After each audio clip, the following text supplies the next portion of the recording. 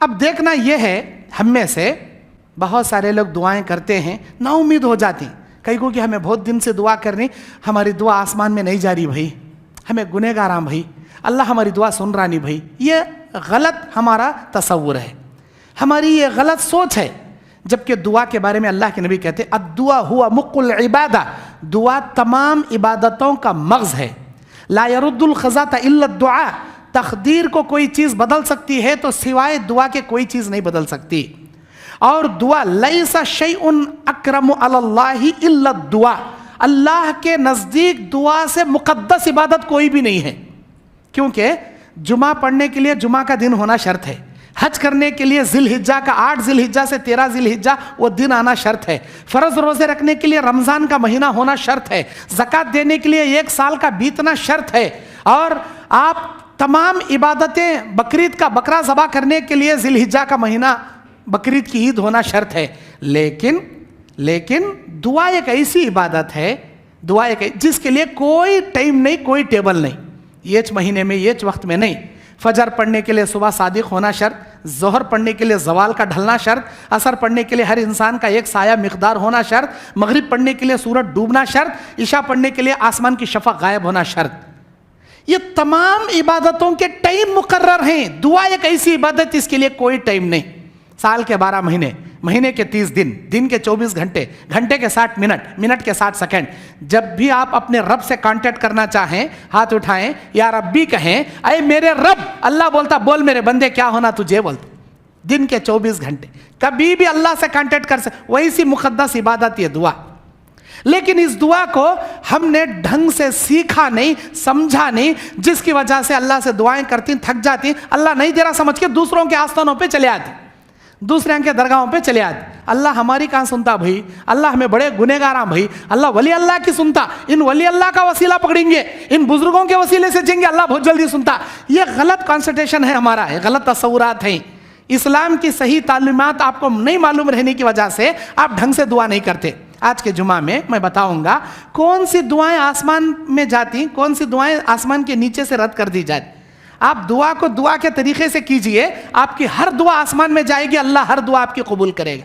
لیکن دعا کے آداب اور اس کے طریقے سے ہٹ کر آپ دعا کریں گے, آپ کی دعا آسمانوں میں جانا تو دور کی بات, آپ کے سر کے ایک بلشٹ اوپر بھی نہیں جاتی. اب کون سی دعا اوپر جاتی, کون سی دعا نیچے آتی؟ سب سے پہلے دعا جب بھی آپ شروع کریں گے, دعا کے شروع میں, دعا کے اخیر میں اللہ کی حمد اور نبی پر درود پڑھنا, یہ پہلی شرط ہے. نبی علیہ السلام کے سامنے ایک آدمی لمبی چوڑی دعا کر رہا تھا, نبی علیہ السلام نے اسے دیکھا, آپ نے بیان فرمایا یہ آدمی اتنی دیر سے دعا کر رہا ہے, یہ سمجھ رہا ہے میری دعا آسمان میں چلی گئی. اللہ کہتا ہے جبرائیل کے ذریعے اس کی دعا اس کے سر کے ایک بلشٹ اوپر بھی نہیں گئی. اگر یہ اپنی دعا میں اللہ کی حمد اور مجھ پر درود پڑے گا تب اس کی دعا اللہ آسمانوں میں لے جائے گا.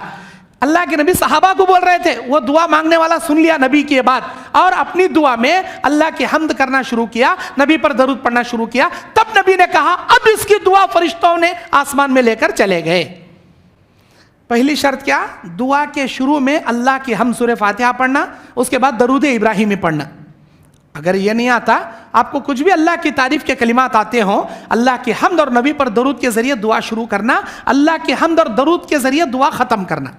دعا شروع کرنا سو بھی اللہ کی حمد و درود, دعا ختم کرنا سو بھی اللہ کی حمد و درود. بیچ میں کیا منگتی منگ لو, یہ دعا کی پہلی شرط. دوسری شرط کیا؟